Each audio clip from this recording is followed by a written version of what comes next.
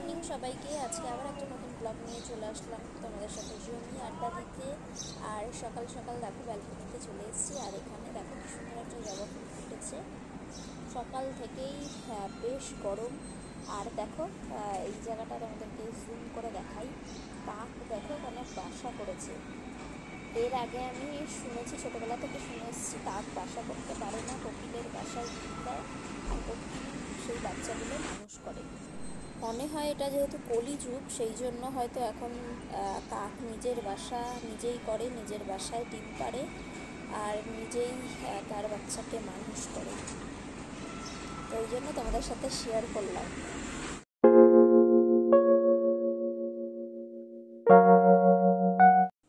স্নান করে চলে এসেছি ঠাকুর ঘরে, আর ননিকে আজকে এই ড্রেসটা পরিয়েছি আর গাছের এই ফুলগুলো দিয়ে দেখো ননিকে সাজিয়েছি। কেমন লাগছে ননিকে অবশ্যই বলো। আর চলো এরপর চলে যাব রান্নাঘরে। ঝটপট চা নিয়ে চলে এসেছি, চাটা খেয়ে নেব। আর এরপর দেখো ব্রেকফাস্টও বানিয়ে নিয়েছি। এটা সাবুর লুচি, যেটা খেতে কিন্তু বেশ সুন্দর লাগে। আর এটা আলু দিয়ে আমি লুচিটা তৈরি করেছি সাবুর সাথে। একদিন অবশ্যই তোমাদের সাথে চেষ্টা করব রেসিপিটা শেয়ার করার। দীপ এখানে মাছ মাংস সব নিয়ে চলে এসছে, আর আমি এখন এগুলো ভালো করে ক্লিন করব।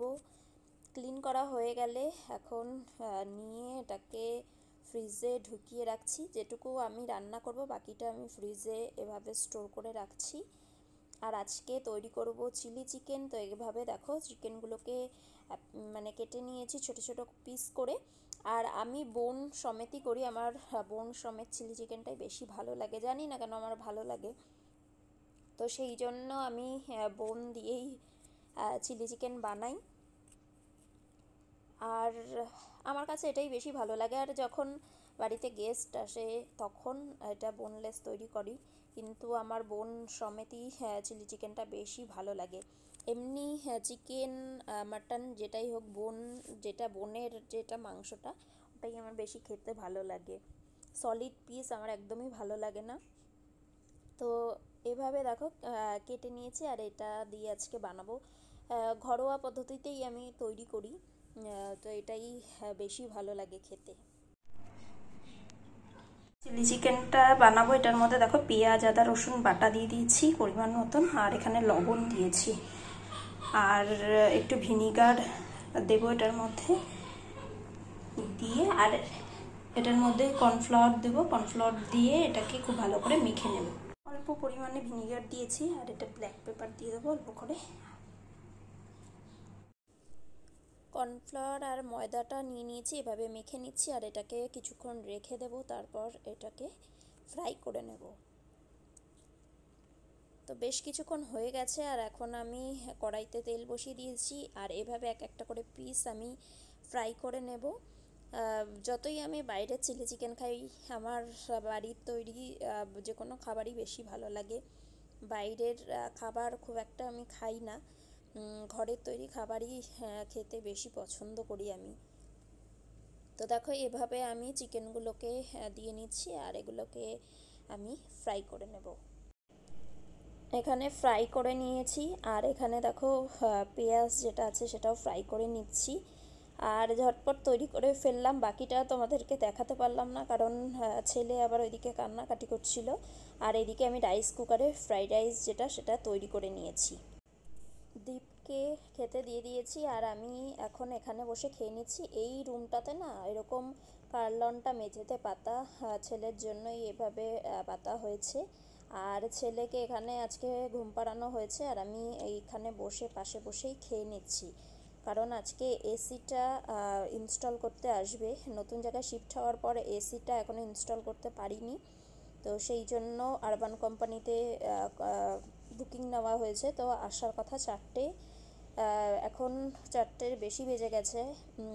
আর এখন আমরা খাচ্ছি, খেয়ে ওয়েট করব যে কখন আসে। গরমে একদমই পারা যাচ্ছে না, তো সেই জন্য বিকেল হয়ে গেছে, দেখো বসে আছি কখন আসবে এসির লোক, অনেকটা লেট।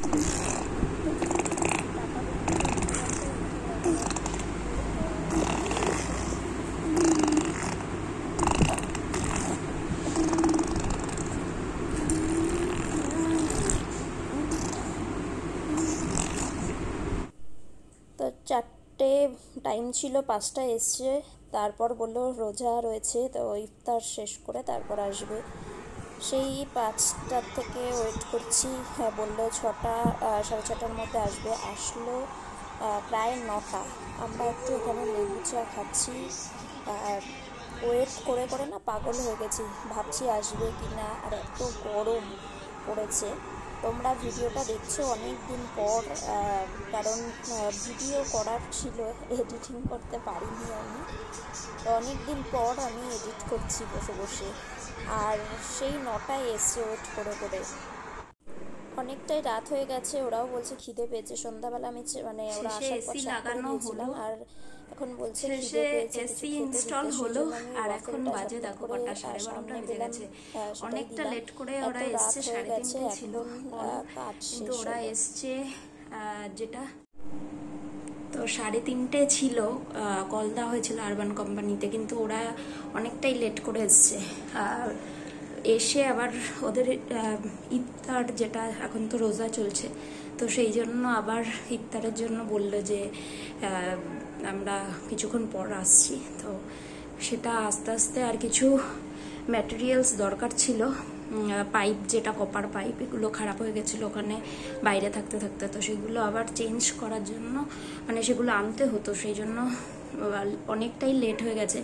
9টা বেজে গেছে, 9টার সময় এসছে, আর এতক্ষণ লাগলো পুরো এসি ক্লিন করে সমস্ত কিছু ঠিক করতে। আর পাপার খাওয়া হয়ে গেছে, পাপাকে খাইয়ে দিলাম, এখন আমরা খাবো। আর মেঝে একদম সমস্ত কিছু সব বালি হয়ে রয়েছে, বিছানাপত্র সমস্ত কিছু ক্লিন করতে হবে, না হলে শোয়া যাবে না রাতে। তো সমস্ত ক্লিন করে তারপর ঘুমাবো। এখন ঝটপট খেয়ে নেব, আর তারপর সমস্ত ক্লিন করে নিয়ে ঘুমাবো, অনেকটাই রাত হয়ে গেছে। আর রুটি আমি আগে থেকেই করে রেখেছিলাম, আর তোমরা তো দেখলে চিলি চিকেন বানিয়েছিলাম রুটি দিয়ে, বেশ ভালো লাগে আমার আর দীপের খুব প্রিয় রুটি দিয়ে চিলি চিকেন, তো আজকে ওটাই খাবো। খেয়ে এবার আমাদের জন্য শুধু বানিয়েছিলাম, আমি তো বুঝতে পারিনি, তো এই জন্য দাদাদেরও অনেকটা রাত হয়ে গেছে। তো যেটা আবার ইফতার, আমি ঠিক জানি না যেটা ইফতারের নিয়ম আমি কি আছে, আমি তো জানি না অতটা, তো বলছিল, তো আমি ওই জন্য ওয়াফেলটা বার করে দিলাম, হট করে ভাবছিলাম কি বার করে দেবো, সেই জন্য পাপাকে এই রোমপার্সটা পরিয়ে দিয়েছি, আর টুপিটা দিয়ে দিই, যে অনেকদিন পরে এসিটা তো হট করে ঠান্ডা লেগেছে, এটা পাতলাই একদম। আর এখন টাইমটা দেখো তোমরা, এখনো এর একটু ঘুম নেই চোখে, যে প্রত্যেক দিন এইরকম করে, এখনো ঘুম নেই চোখে, এখনো দুষ্টুমি চালু। কালকে অনেকটাই রাত করে শুয়েছি, আর ভিডিওটা শেষ করতে পারিনি, তো ভাবলাম ভিডিওটা শেষ করি। তো আজকের ভিডিওটা এখানেই শেষ করছি, আবার নতুন কোনো ব্লগে তোমাদের সাথে আবার নতুন করে গল্প করব, সবকিছু শেয়ার করব। তো আজকের ভিডিওটা এখানেই শেষ।